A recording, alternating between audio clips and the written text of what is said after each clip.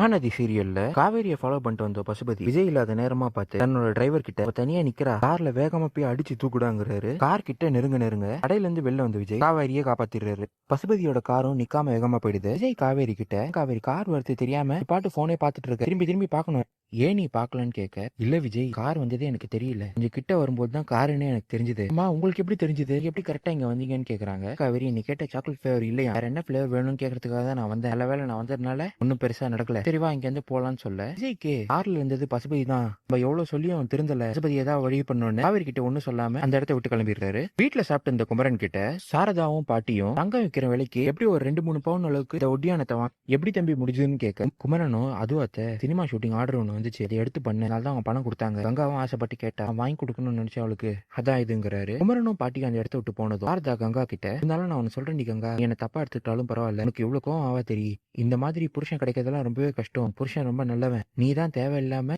எல்லாரும் முன்னாடியும் அவரை நிக்க வச்சு வாங்கிட்ட, நீ பண்ணது ரொம்பவே தப்பு கங்கா, இனிமையாவது புரிஞ்சு நடக்க பாருங்கிறாங்க. அடுத்த நாள் காலையில குமரன் விஜய் கிட்டயும் காவேரி கிட்டயும், நான் ஒரு விஷயத்த குடும்ப ஆளுங்க முன்னாடி பேச போறேன், அதுக்கு நீங்க 2 பேரும் என்ன சப்போர்ட் பண்ணணும்னு சொல்லி குடும்ப ஆளுங்க எல்லாரும் வர வச்சு, எனக்கு இப்போ ஒரு பெரிய ஆர்டர் கிடைச்சதில்ல, அந்த மாதிரி மலேசியால இருந்து எனக்கு ஒரு ஆர்டர் கிடைச்சிருக்கு, அது ரொம்ப பெரிய ஆர்டர், அதுக்கு நான் மலேசியா போய் வேலை செய்யற மாதிரி இருக்கும், குறைஞ்சது 2-3 மாசம் ஆகல நான் இங்க வரத்துக்கு, போகணும்னு முடிவு பண்ணிட்டு தான் உங்ககிட்ட இந்த விஷயத்த சொல்றேங்கிறாரு. கங்காவும் அதிர்ச்சியாகி, என்னங்க சொல்றீங்க, இப்போ இந்த முடிவு எல்லாம் நீங்க முன்னாடியே எடுத்துட்டு தான் என்கிட்ட வந்து சொல்றீங்க போல, எதுக்குங்க நீங்க அவ்வளவு தூரம் போகணும்னு கேட்க, இல்ல கங்கா பிரசவத்துக்கு கையில கொஞ்சமாச்சும் பணம் இருக்கணும், என்கிட்ட அவ்வளவு பணம் கிடையாது, இந்த பெரிய ஆர்டர் எடுத்தனா எனக்கு ஒரு பேரும் கையில பணமும் நிக்கும், அதுக்காக நான் போறேன், இப்ப கடையை பார்த்ததுக்காக வேற ஒரு வழி பண்ணிருக்கேன் அப்படின்னு பேசிட்டு இருக்க கங்கா வந்து எழுந்து போயிடுறாங்க. நாளைக்கு தான் அத்தை எனக்கு ஃபிளைட்டு, நான் கண்டிப்பா போயே தெருவேன்னு உறுதியா சொல்லிடுறாரு. குமரன் விஷயத்தை கேட்டு வீட்டுக்கு வந்த நிவின், என்னென்ன என்கிட்டயே நீ ஒரு வார்த்தை சொல்ல மறைச்சிட்ட பத்தியா, இப்போ நீ போயே தான் ஆகணுமான்னு கேட்க, ஆமா நிவின் இப்போ பணம் கொஞ்சம் தேவைப்படுது, பிரசவத்துக்கு என்னால எதுவுமே செய்ய முடியலன்னா தப்பாயிடும், கங்கா நல்லா இருக்கணும் தான் நான் அந்த முடிவு எடுத்திருக்கேன் அப்படின்னு சொல்ல, விஜயோ பிரதர் எது நினைச்செல்லாம் கவலைப்படாதீங்க, பிசினஸ்ல இந்த மாதிரி ஊருக்கு போய் பண்றதுலாம் சகஜமான விஷயம் தான், என்னையும் பாத்தீங்களா கம்பெனில வேலை செஞ்ச ஊரா போனேன்,